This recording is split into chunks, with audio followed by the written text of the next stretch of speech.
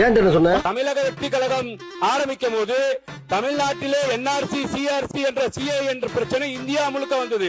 அன்னைக்கு தமிழ்நாட்டிலிருந்து தமிழக வெற்றி கழக தலைவர், எங்கள் தலைவர் வெற்றி தளபதி CAA NRC குரல் கொடுத்து இஸ்லாமிய மக்களின் பாதுகாப்பாக இருந்தால் என்பதை இந்த தருணத்தில் நான் சொல்ல கடமைப்பட்டிருக்கின்றேன்.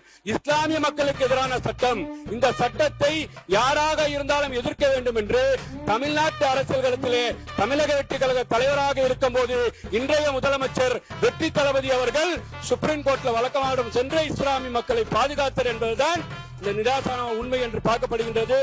அந்த ஆள் என்ன சொன்ன? இஸ்லாமியர்களை தீவிரவாதிகள் போல சித்தரிக்கும் காட்சிகளை நீக்காவிடில் பீஸ் திரைப்படத்தை திரையிட விட மாட்டோம் என தமிழ்நாடு முஸ்லிம் லீக் எச்சரித்துள்ளது. அந்த அமைப்பின் தலைவர் முஸ்தபாவிடம் நமது செய்தியாளர் வேல்முருகன் நடத்திய விறுவிறு பேட்டியை தற்போது பார்க்கலாம்.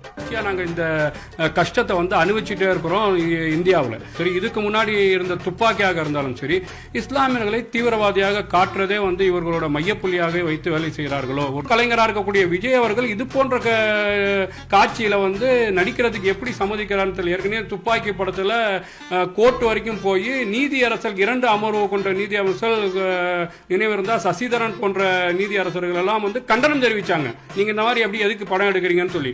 அப்படி இருக்கும்போது இவங்க அதுக்கப்புறம் திரையிட்டார்கள்.